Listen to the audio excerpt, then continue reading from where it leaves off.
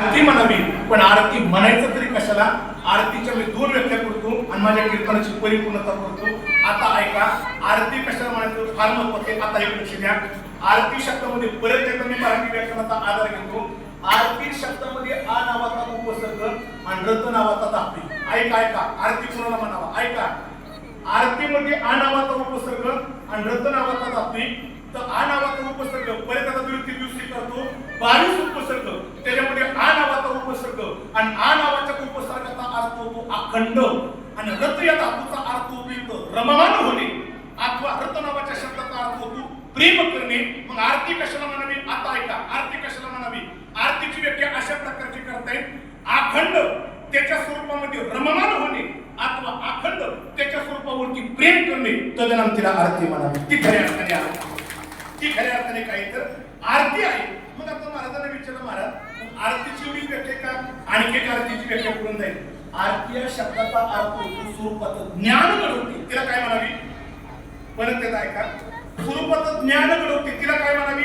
आरती म्हणावी. आणि काय माहिती का, आरती स्वरूपाचं ज्ञान घडवते. पण असं म्हटलं येतं, पूर्वीच्या काळी देव किंवा संतांचं मंदिर असतं तर पूर्वी मंदिरामध्ये लाईट नसायची, अंधार असायचा.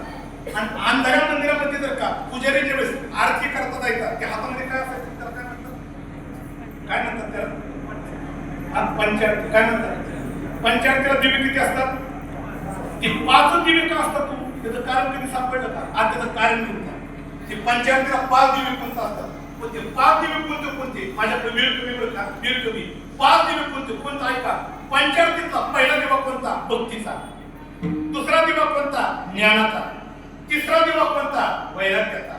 चौथा दिवा कोणता? अंतःकरणातील शुद्ध प्रेमाचा. आणि 5वा दिवा कोणता आहे? तर भगवंताच्या नामस्मरणाचा. अशी पंचारती असते. आणि अशी पंचारती मंदिरामध्ये नेली की परत एकदा ऐका, ती पंचारतीच्या प्रकाशावरती ज्याची आरती केली जाते त्याच्या स्वरूपात ती आरती काय होती? पंचारती दर्शन घडवते. पण ते दर्शन घडवत असताना जी पंचारती आतमध्ये ओवळायची कशी, त्याला मर्यादा येतो का? कशी ओवळायची? इकडे बघा, पुजारी जर का मंदिरामध्ये पंचारती ओवळण्याकरता गेला तर पंचारती घेऊन ती देवाची आरती, संतांची आरती कशी करायची? इकडे बघा, ती पंचारती घेऊन जात असताना पंचारतीच्या 5 दिव्याने ती ओवळत असताना पहिल्यांदा इकडे बघा, चरणाच्या ठिकाणी 3दा ओवळा, चरणाच्या ठिकाणी 3दा ओवळा, श्रीमुखाच्या ठिकाणी 4 वेळा ओवळा आणि संपूर्ण स्वरूपाच्या ठिकाणी 7 वेळा ओवळा. किती वेळा? परत एकदा ऐका, परत एकदा ऐका. चरणाच्या ठिकाणी, मुखाच्या ठिकाणी 4 आणि संपूर्ण स्वरूपाच्या ठिकाणी 7 वेळा.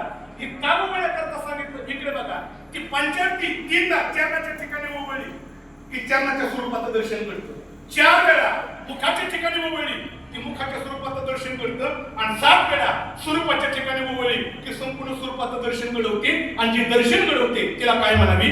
आरती म्हणावी. आणि रामेश्वर भट्ट म्हणतात, मी तुकोबाराच्या स्वरूपाचं ज्ञान तुम्हाला करून देतोय पण आरती तुकारामा. आता इथे मूळ शब्द आला, तू का रामा. काय शब्द आला? लक्षात आला का? तू का